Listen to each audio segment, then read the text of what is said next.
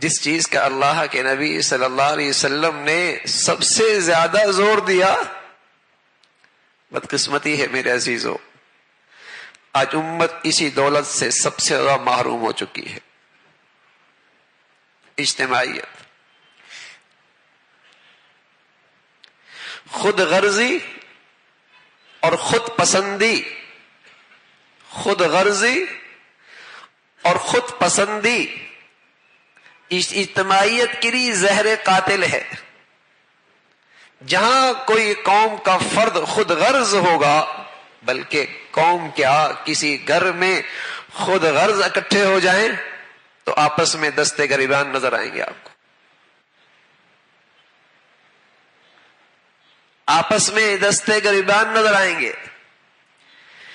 ایک باپ کے 5 بیٹے خود غرضی میں مبتلا ہو جائیں، عدالتوں میں دشمنوں کی طرح ایک دوسرے کے سامنے کھڑے ہوں گے۔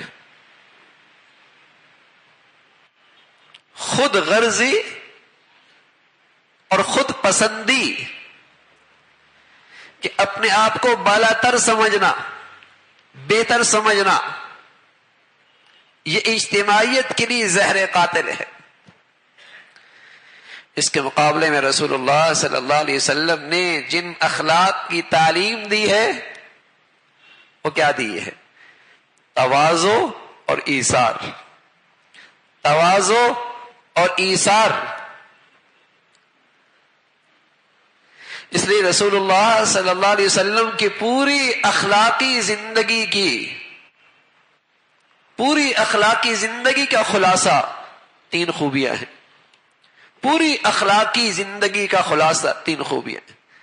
رسول اللہ صلی اللہ علیہ وسلم فرمایا کرتے تھے، صل من قطعک واعف عن من ظلمک واعطِ من حرمک، جو تجھ سے توڑے تو اس سے جوڑ لے۔ یہ متکبر شخص نہیں کر سکتا، یہ خود پسندی کا مریض نہیں کر سکتا، یہ متواضع شخص کر سکتا۔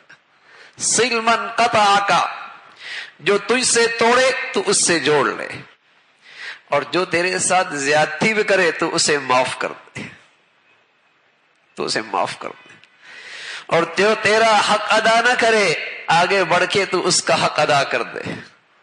ارے میرے عزیزو، اخلاق والی نبی کی امت اگر جس دولت سے محروم ہے تو آج وہ اسی اخلاق سے محروم ہے۔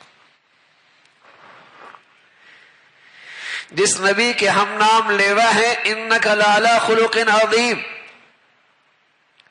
اخلاق کی بلندیوں پر فائز، اور میری بد اخلاقی کا نتیجہ یہ کہ جو میرے ساتھ رہتا ہے نفرت ہی کرتا ہے، دوری رہتا ہے۔ ایسی بد اخلاقی کے کانٹے ہیں۔ اخلاق ایک ایسی چیز تھی، تواضع اور ایثار، اس سے اجتماعیت برقرار رہتی تھی۔ جیسے کاغذ کے ٹکڑوں کے سائز مختلف ہیں، لیکن گوند میں یہ طاقت ہے کہ ان کاغذ کے سارے ٹکڑوں کو ایک کاغذ بنا دے۔ انسانوں کے مزاج مختلف ہیں، طبیعتیں مختلف ہیں، لیکن اللہ کے حبیب صلی اللہ علیہ وسلم کی زندگی اور اخلاق میں یہ طاقت موجود ہے کہ سب کو ایک امت بنا دے، ایک قوم بنا دے، محبت کے پیرائے میں سب کو اکٹھا کر دے۔